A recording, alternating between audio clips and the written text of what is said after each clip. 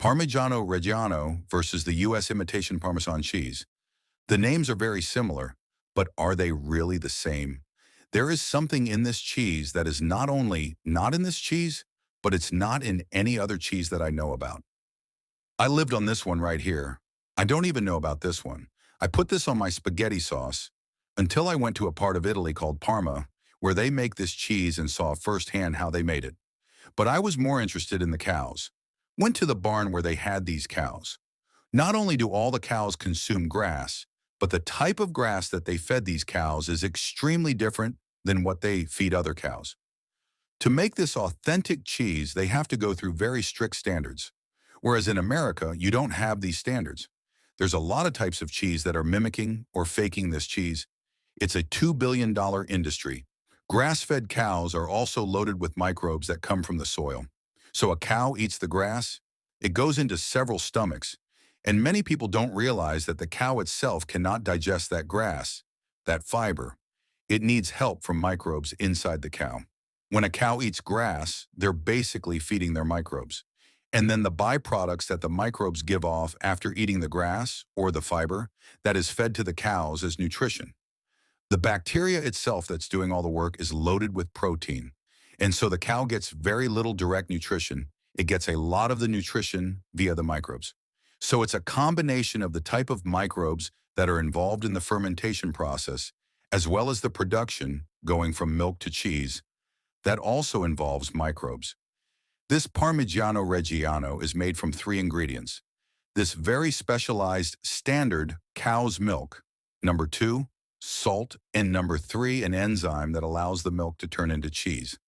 Now, if we do a little comparison, to the American Parmesan cheese, we get a pasteurized part skim milk with the cheese culture, salt, enzymes, and, of course, they're also adding potassium sorbate to protect the flavor.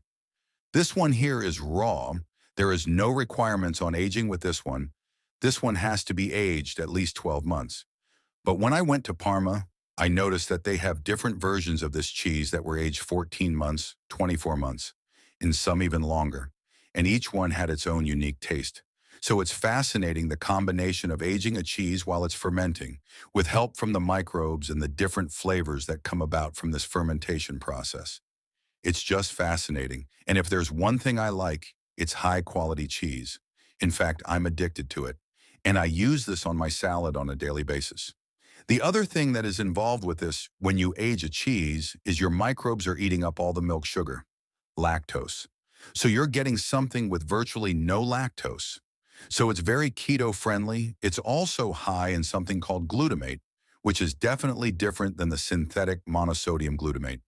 This is a natural glutamate, so it has incredible flavor.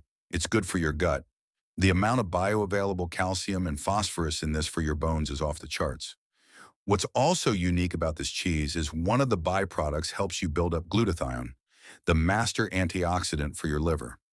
This also has something in it to help reduce blood pressure. There's butyric acid in here, which is really good for your brain as well. Out of all the amazing benefits that this cheese can give you health-wise, there's something way bigger. It just so happens that this cheese has the highest amount of vitamin K2 of any other cheeses out there. Vitamin K2 redirects calcium from your arteries, from your joints, and it pushes it into your teeth and your bones. So the version of vitamin K2 that this has is MK7. It's the most bioavailable. It's going to last a long time in your body. And so this cheese actually is a natural vitamin K2 machine on steroids. There's a lot of other benefits of vitamin K2 I'm not going to get into in this video. Benefits for your mitochondria, benefits to produce energy. All you need to know when you're comparing these two, the Parmigiano Reggiano, you are getting way more benefits than just consuming a cheese that tastes good. What I do appreciate is the amount of work and quality that goes into making a product like this, as well as the additional health benefits. Now I have a question for you. Would you actually spend the extra money on something like this versus this? Please comment down below and let me know.